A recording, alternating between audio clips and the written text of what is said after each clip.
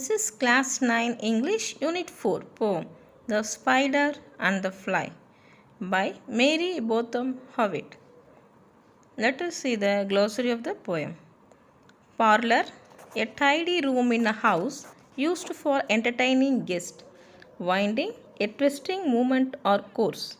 Weary, very tired, especially from hard work. Pantry, a room where beverages, food dishes are stored. Subtle, delicate or faint and mysterious. Flattering, to praise or compliment insincerely. Counselor, a person who advises. Okay, let us move to the poem. Will you walk into my parlor? Said the spider to the fly. 'Tis the prettiest little parlor that ever you did spy. The way into my parlor is above winding stair, and I have many curious things to show when you are there. Oh, no, no, said the little fly, to ask me is in vain. For who goes up your winding stair can never come down again.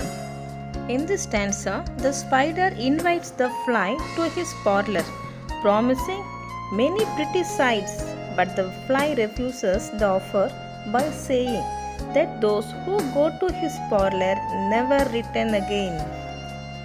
I am sure you must be weary, dear, with soaring up so high.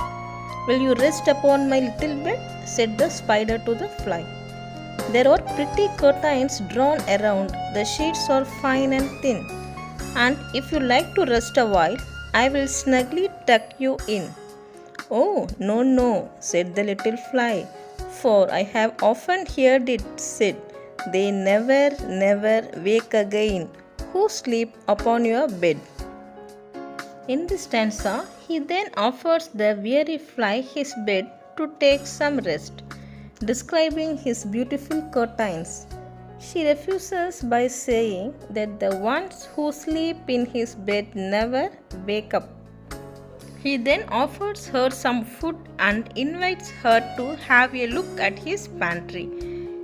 But she refuses once again. Sweet creature, said the spider, you are witty and you are wise. How handsome are your gauzy wings? How brilliant are your eyes! I have a little looking glass upon my parlor shelf. If you will step in one moment, dear, you shall behold yourself. I thank you, gentle sir, she said, for what you are pleased to say, and bidding you good morning now, I will call another day.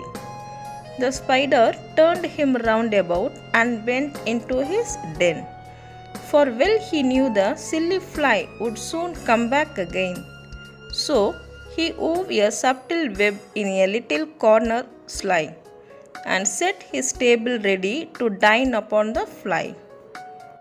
Now he praises her wit, wisdom, and beauty, and asks her to have a look in the mirror of his parlor. She refuses, but says she will come another day.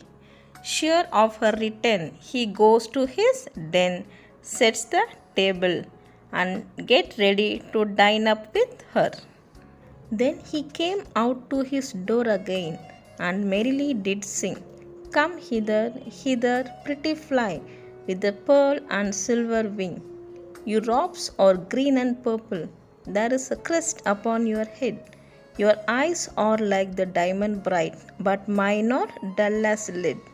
Alas, alas, how very soon this silly little fly, hearing his wily flattering words, came slowly flitting by. With buzzing wings she hugged aloft, then near and nearer drew, thinking only of her brilliant eyes and green and purple hue, thinking only of her crested head, poor foolish thing. Sure of her return, he goes to his den, sets the table, and flatters the fly with pearl and silver wing, beckoning her towards him. At last, up jumped the cunning spider and fiercely held her fast. He dragged her up his winding stair into his dismal den. Within his little parlor, but she never came out again.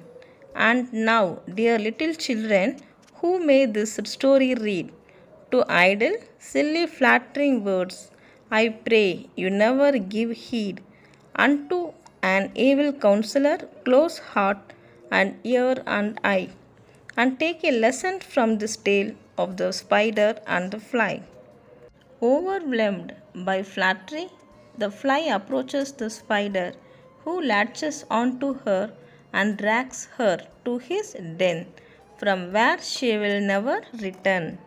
The poem ends by suggesting little children to be wary of the flatterers of the real world. See, in this poem, the poet carefully transforms the story into a message to the children. The poet advises and warns the children not to pay attention to idle, silly, and flattering words. She asks everyone to take a lesson from the story of the spider and the fly. Let us see the moral. The story tells of a cunning spider who ensures a knave fly through the use of seduction and flattery. The poem is a cautionary tale against those who use flattery and charm to disguise their true intention.